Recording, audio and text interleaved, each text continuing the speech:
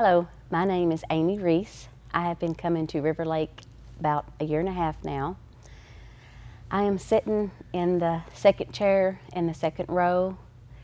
This chair basically has changed my life. I came about 3 or 4 Sundays before the big thing that changed my life. Pastor Nick was talking about everybody has a penny that they hold on to. Maybe it was porn, addictions, could be a bad relationship, and it just hit me, and I knew he was talking about me. He might not have known it, but I knew God was talking to me about that situation. I had been in a very toxic, very abusive relationship for 12 years, from being physically hit to mentally to verbally to being spit on to being kicked to just whatever might have sparked him to be in a bad mood that day. Walking on eggshells every day. I own a business for 17 years, and I'm faking this lifestyle and letting everybody think that I'm happy and just this wonderful life. People saw us go on vacations all the time. We would always go on vacations. People ask me now one thing, do I miss vacations? Because I don't have the money like I used to. But I don't miss that, because every vacation was a reward from a beating that I took. So I don't miss vacations. So I was sitting here, and that hit me, what Pastor Nick said about the bad relationship. And I thought about it all day and night. That next morning, for whatever reason, he was in a bad mood before work, and I got another beating that Monday. And I'm off on Mondays.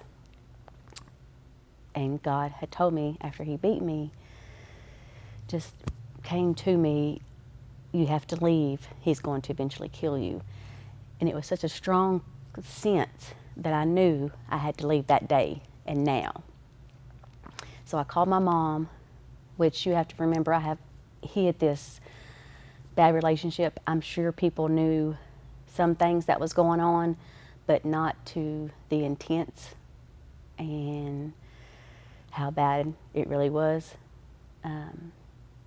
From me wearing long sleeves in the summer to cover up bruises, to wearing long pants in the summer to cover up bruises, or whatever it might be. I was just faking this lifestyle to see like I was just such a good place in my life when I really wasn't. Well, that moment when Jesus told me that, like I said, I called my mom and told her to come over. We was trying to pack some of my stuff in my mom's truck. When he got back from work, I don't know what made him turn around, but he turned around. He came back and he started throwing my belongings off the truck. Well, I know what kind of monster this person could be, and I didn't want my mama to have to go through that. So we left with nothing, and I went and got the DVO, which was for 3 years, so I wasn't allowed to go back and get my stuff. So I lost everything, and I'm talking from furniture to clothes to my grandma's rings to poetry that I had wrote since I was 15. Stuff that I can't get back. That bothered me, but just losing everything. But I still obeyed Jesus, and so I did. I'm human. I questioned God and was like, okay, God, I finally obeyed you. Why am I losing everything? Me and my son was sleeping on the carpet with no bed, with some throws on us. We had to go out to eat every day because we had no refrigerator or stove. I'm a very independent person, so I didn't ask no one really for help, even though I did call RiverLake. But I want you to know that Satan works also, and I had called and just left a message like, hey, I'm going through this awful time and I don't have a refrigerator, if anybody can help. And that's not even me, but I just didn't have anything. And I thought they didn't return my call because I didn't hear anything. But I still kept coming to church every Sunday. I don't think I've missed any Sundays except for when COVID hit and we watched from home. But come to find out, months later, after God had restored, I found a home eventually, and yes, I have used furniture now, but hey, that's fine too. And I own a consignment store, so we got the clothes and dishes and stuff from there. But come to find out, 2 months later, the church did call me the same day, and it was on my voicemail. It was just so odd that I didn't get it for 2 months later, but I just think that was just Satan trying to keep me away from the church. But that didn't work, because I knew God wanted me to be here. On this thing about the toxic, abusive relationship, like I said, I didn't listen for years, and I went through lots of amount of pain. And there was a point in my time that I even thought I deserved it.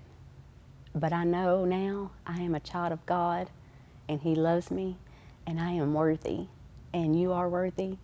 And if there's anybody going through any kind of situation like that, I am here to talk to you. I'm here to pray for you. We don't have to live like that. But so time goes on, and I'm still coming to church. My life's picking up. I get introduced to James, which is now my husband. I started inviting him to church. Our friendship grew. God was involved in this relationship, and that really makes a huge difference. Months later, he proposed to me. I said yes. Months passed, he got baptized here. He was already saved, he just never had got baptized. And that was an amazing experience to watch. To see him, then we got married. But to see him grow at this church, we're both serving now here at RiverLake, which we very enjoy. But to see the growth in him, and he says to see the growth in me, it's something that we just are so appreciative of and thankful to God for. There's a few more blessings that I want to talk about just since I've been here, but that was my main step, just that third or fourth Sunday, sitting here in the second chair, in the second row. It changed my life because I finally left that relationship that God told me to get out of for so many years.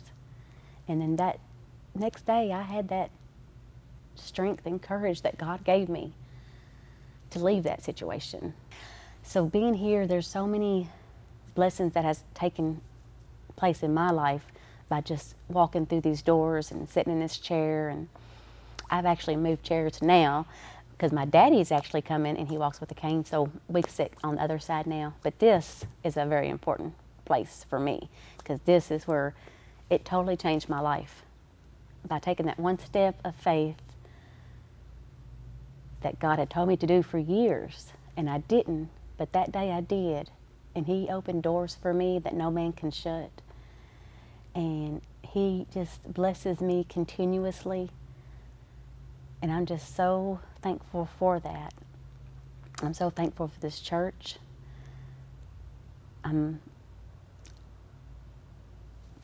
By faith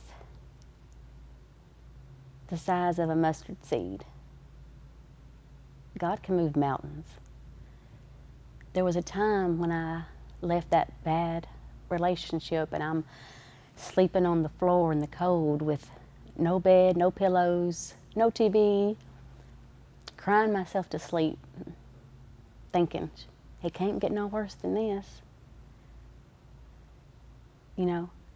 Just feeling so alone, feeling like I had nobody. But I had the one that meant the most. I had Jesus. And at that time, that's all I needed. That's all I needed to get my life back on track.